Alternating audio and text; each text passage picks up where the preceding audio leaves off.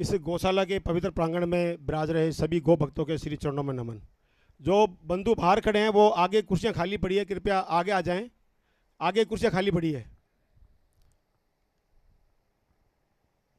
गौशाला संघ की जो बैठक है, हम वर्ष में 3-4 बार ऐसे संवाद रखते हैं।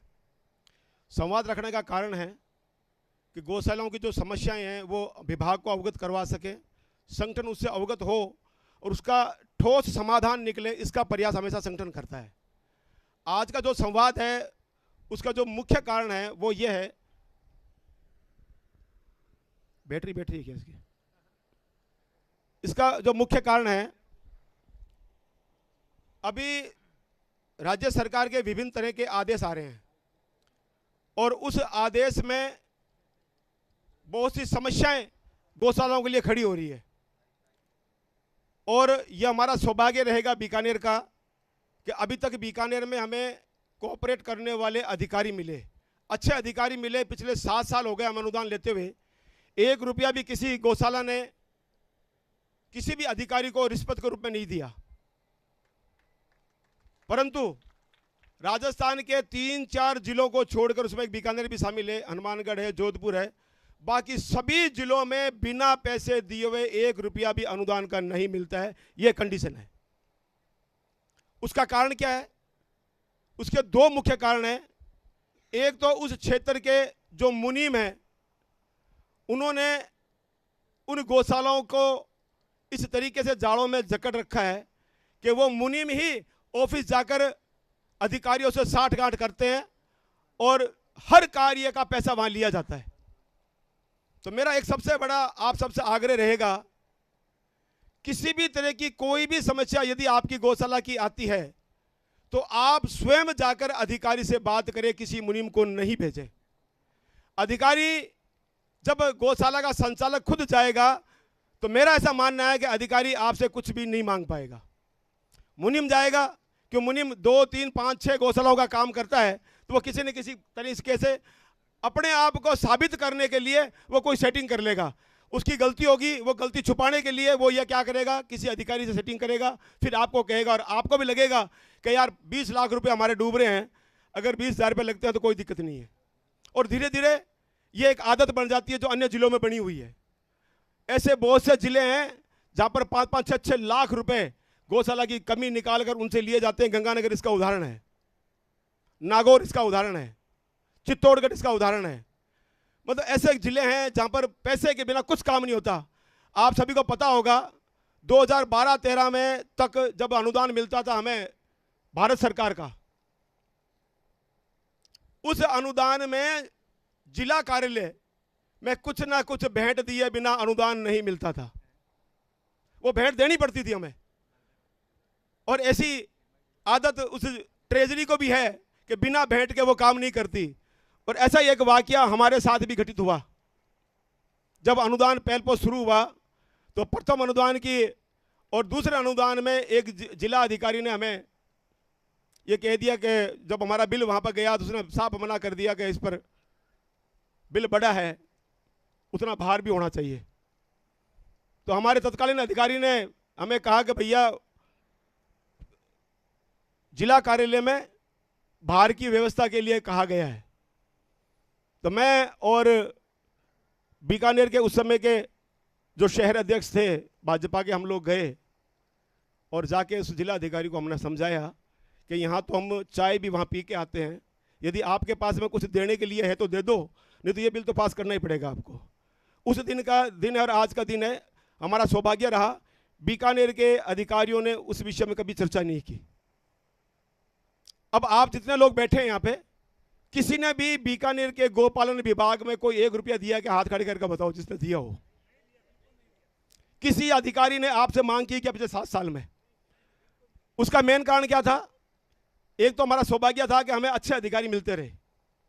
हमें भी कोई भ्रष्ट अधिकारी चूरू जैसा, गंगानगर जैसा मिल जाता या नागौर जैसा मिल जाता, चित्तौड़ जैसा मिल जाता तो हमें भी हो सकता कुछ करना पड़ता। परंतु अगर ऐसा कोई अधिकारी आया भी होगा ना तो वो इसलिए नहीं कह पाया हमें क्योंकि हमारा संगठन मजबूत था। हनुमानगढ़ मजबूत है इसलिए हनुमानगढ़ में ऐसे विचार नहीं होते। जोधपुर मजबूत है, इसलिए जोधपुर में ऐसी कोई विचार नहीं सोच पाता कि किसी से कुछ ले लेवे। और वही बात हमारे बीकानेर के लिए है। बीकानेर हमारा संगठनात्मक रूप से मजबूत है, हम एक सूत्र में, एक सुर में, एक विचार रखते हैं। इस कारण से किसी भी अधिकारी की हिम्मत नहीं है कि वो हमें ये कह दे कि हमें कुछ दो। भविष्य में ऐसा ना हो, इसके लिए मैंने आपसे निवेदन किया था, किसी भी तरह की कोई भी समस्या आती है तो आपकी गौशाला का कर्मचारी के बजाय, मुनीम की बजाय कोई पदाधिकारी चाहे और वो डायरेक्ट जाके बात करे, और वो आपका काम नहीं होता है तो जिला संगठन भी आपका साथ खड़ा है, तहसील संगठन आपका साथ खड़ा है। और हम लोग एक ऐसी व्यवस्था भी विचार कर रहे हैं, अनुदान के समय में पूरे जिले के मुख्य जैसे मान लो आज डूंगरगढ़ की कोई समस्या हुई तो डूंगरगढ़ के कुछ जो मुख्य पदाधिकारी है, एक दो पदाधिकारी हमारा जिला कार्यालय में गोपालन विभाग में एक व्यक्ति रहेगा, उस अनुदान के दौरान रहेगा। जब हमें ऑनलाइन आवेदन करना है या हमारे बिल वाउचर जमा करवाने हैं, उस समय वो रहेगा। तो कोई समस्या हो तो अपने अधिकारी को जाके कहो, हमारा पदाधिकारी वहाँ रहे, उसको कहो कि भैया यह समस्या है, ताकि ये हिम्मत ही नहीं हो पाएगी किसी अधिकारी की कि हमसे कुछ मांग लेवे। जो आज की मूल समस्या है जिसके लिए हम इकट्ठे हुए हैं और हमें क्या करना है और किस प्रकार करना है, वो प्रशिक्षण में गोपाल सिंह जी बताएंगे। और उस प्रशिक्षण में क्या क्या हमें लाभ लेना है और सरकार क्या क्या आदेश कर सकती है, उसके विषय में जॉइंट साहब बताएंगे हमें। सत्यनारायण जी ने अभी कहा कि भाई जो बिल वाउचर की समस्या है, हमें अभी बिलों के साथ में एक्साइज रिपोर्ट जब हम अपलोड करेंगे उसके साथ में हमें उस एक्साइज रिपोर्ट में लिखे हुए सभी बिलों की एक फोटोकॉपी भी अभी वर्तमान में जो आदेश हमें देनी है, वो क्यों देनी है और वैसा क्यों हुआ, मैं उसके थोड़ा सा बताना चाहूँगा आपको। उसका मूल कारण था हमारी गौशालाओं की लापरवाही और उसके बाद में जिनसे हम मुनीमों से काम कराते हैं उन मुनीमों की होशियारी। वो ये थी, बहुत से जिलों में ऐसे 5-7 जिले थे, उन जिलों में जब अचानक सर्वे के लिए जब टीम गई तो उन्होंने बिल वाउचर मांगे, तो उन्होंने कहा भाई आपकी एक्साइज रिपोर्ट मान लीजिए 23-24 की थी, उस एक्साइज रिपोर्ट को उन्होंने देखा कि भाई इसके बिल दिखाओ, तो उन गौशालाओं के पास में उस एक्साइज रिपोर्ट के साथ के जो आपने आंकड़े डाले थे उन आंकड़ों के बिल नहीं थे। तो ऊपर जब विभाग ने ऐसे 5-7 जिलों में पता किया तो वहां पर ऐसी लेकोना आया इस तरीके का। वो क्यों आया कि लापरवाही थी गौशाला संचालक की कि उसने विश्वास कर लिया अपने मुनीम पर और मुनीम ने जल्दी में एक आंकड़ा बनाया और अपलोड कर दिया, और बिल हो सकता बिल उसके पास थे परंतु वो बिल सही तरीके से नहीं थे। क्या था कारण था कि उसने कर दिया, जब वो बिल जांच हुई बिल नहीं मिले, तो इसलिए सरकार ने ये कहा कि एक बार तो पूरे राजस्थान की जो जो गौशालाएं 3000 गौशालाएं अनुदान के अंदर है, इन सभी 3000 गौशालाओं से बिल मांगे जाए। आपके हमारे किसी के पास 200 किसी के पास 400 गोवंश है, जहां पर 10,000 20,000 गोवंश है, उनको भी बड़े बड़े पेटियां ले जा भर के ले जानी पड़ेगी बिलों की फोटोकॉपी की, पर वो मजबूरी है। विभाग को हमने मजबूर किया कि आप हमारे साथ ऐसा करें। अभी जो डबल टेक का मामला आया था विस्तार से तो गोपाल सिंह जी बताएंगे, उसमें भी यही हुआ। हमारे मुनीमों की लापरवाही कारण से डबल टेक चढ़े, कॉपी पेस्ट हो गया, आपका टेक था वो दोबारा कॉपी पेस्ट कर दिया, इसका टेक वो कॉपी पेस्ट कर दिया। इस चक्कर में बहुत सी गौशालाओं को नुकसान उठाना पड़ा और आज भी बहुत सी गौशालाएं अनुदान के वंचित के कागार पे खड़ी है। आज भी ऐसी गौशालाएं हैं उन्हीं मुनीमों की गलती से। इसलिए कह रहा हूं काम हमारा मुनीम ही करेगा, पर थोड़ा सा जागरूक होकर मुनीम से काम करवाना है। सब कुछ मुनीम पर छोड़ देंगे ना तो आपको नुकसान होगा, और जो नुकसान होगा आपने, मैंने एक ग्रुप के अंदर एक मैसेज लगाया था, 28 करोड़ रुपए रिकवरी निकाली है, तो वो रिकवरी हमारी भी निकल सकती है। जो जांचें आएगी ना, और जांचों में अगर हम सही नहीं बैठे रिकवरी हमारी निकलेगी। अभी 6 जिलों को ही उन्होंने अभी कवर किया है, 28 करोड़ रुपए, 28 करोड़ रुपए अभी 6 जिलों को ही कवर किया है, और राजस्थान के 27 जिले बाकी हैं पुराने हिसाब से, तो उनको कवर करेंगे तो कितना निकलेगा, क्या निकलेगा, वो अभी भविष्य के गर्भ में है। परंतु आज की बैठक का उद्देश्य यही है कि ऐसा नहीं निकले, इसलिए पहले से हम सब कुछ तैयार कर लें। मांग क्या की थी उन्होंने, 21-22 से लेके 24-25 तक के बिल मांगे हैं, सारे बिल वाउचर कंप्लीट रिकॉर्ड तो हमें 21-22 से लेकर 24-25 तक का कंप्लीट रिकॉर्ड आज घर जाते ही पहल पोत हम अपने जाके खुद अनुसंधान करें अपना कि हमारे पास में ये चीज़ें हैं क्या। 5-7 चीज़ें हैं जो आपको देखनी है। आपका टैग रजिस्टर आपका 21-22 से लेकर 24-25 तक का कंप्लीट आपके पास होना चाहिए।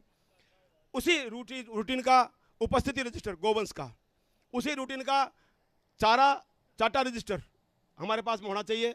मर्द पंजिका यदि हमारे पास में है तो अच्छी बात है, नहीं तो उसकी डिटेल हमारे पास में होनी चाहिए। और अभी विभाग ने यह आदेश भी निकाला था और हर बार निकालती भी है कि भाई आपके पास में 6 महीने में कितने मर्द हुए उसकी डिटेल दो। डॉक्टर्स ने मांगी भी होगी हमसे, और कितना गोवंश लिया। तो ये दोनों जो चीज़ें हैं जो हमें अपने अभी जाकर अनुसंधान करना है, और अगले 15 दिन में एक हमें टारगेट बना के यदि हमारे डॉक्यूमेंट कहीं ना कहीं कोई कमी है, पूरा नहीं है, तो उसको पूरा करना है। यदि कोई जांच आ जाती है और वो आपसे डॉक्यूमेंट मांगे कि लाओ, तो सब ये पकड़े। और एक और निवेदन रहेगा, बहुत सी गौशालाओं ने जो 2016 में जब हमारा अनुदान शुरू हुआ उसी समय का रजिस्टर लगातार चल रहा है उनका। मेरा निवेदन रहेगा कि हर साल का एक रजिस्टर अलग से ही लगाओ। टैग, चारा, गोवंश उपस्थिति, रोकड़, पशु आहार रजिस्टर, ये सभी रजिस्टर एक बनाओ और अलग लगाओ और उसका एक बस्ता बना कर रख दो। क्या होता है, जब आपने 2016 से लेकर 23 तक का या 24 तक का एक ही रजिस्टर में है, तो देखने वाला व्यक्ति जब पिछले पन्ने उल्टेगा ना, तो हो सकता है कहीं भूल रही हो हमारी। और जो सरकारी नौकरी में है उनको तो ये पता है कि ऐसी ऑडिट करने वालों के बड़ा शार्प दिमाग होता है, तो वो कहीं अगला पन्ना उल्टेंगे, यार अच्छा ये 23 में ये दिक्कत कहाँ से आई, तो अब इसको पूरा मिलान करो, सब सारा कुछ लाओ। नहीं तो वो कहेगा 22, ये सब 22 पकड़ो, क्या 24, ये 24 पकड़ो, बीच का दिखाना ही नहीं है। नियम यही होता है। और हम क्या करते हैं, एक साथ रख लिया और वो सारा कुछ उसको ले जाकर दे दिया, भाई ये है हमारी। तो अब उसमें हमने सही किया, गलत किया, क्या किया, जो चला गया, और उसको तो कवर करना बहुत मुश्किल है हमारे लिए। पर अगर एक साथ होगा तो वो कहीं ना कहीं पकड़े जाएगी। तो मेरा निवेदन है कि इस विषय को भी हमें थोड़ा सा गंभीरता से लेना चाहिए, और समस्या के समाधान के लिए डॉक्टर साहब हैं और पूरी स्कीम कैसे कैसे क्या क्या करना है हमें, ताकि हम नहीं उलझे, वो गोपाल सिंह जी बताएंगे। और उसके बाद में जो सारांश होगा, जो समस्याएं होगी, उस समस्या के विषय में जो भी गौशाला संचालक के समस्या को मन में रखे, लिख कर रखे अपने पास में, और उनसे अपने समाधान की अपेक्षा करते हैं। बहुत बहुत धन्यवाद।